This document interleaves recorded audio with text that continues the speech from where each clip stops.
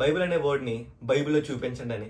అసలు బైబిల్ అనే వర్డే ఇంగ్లీష్లో ఫ్రెంచ్ నుండి అడాప్ట్ చేసుకోబడిన వర్డ్. అది మీకు బైబిల్ ఎలా కనిపిస్తుంది?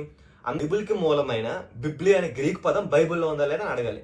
అసలు నిజంగా బిబ్లి అనే పదం ఇప్పుడు బైబిల్లో ఉందా అని మనం చూసుకుంటే, తిమోథె రాసిన 2వ పత్రిక 4వ అధ్యాయం 13వ వచనంలో మనకి గ్రీక్లో ఏముందో చూసుకుంటే, తోన్ ఫెలెనోన్ హాన్ ఎపిలిపోన్ ఎన్ త్రోఆది పరాకర్పో ఎర్ హోమినోస్ ఫెరే కైతా బిబ్లియా బిబ్లియా బిబ్లియా అనే పదం పడింది.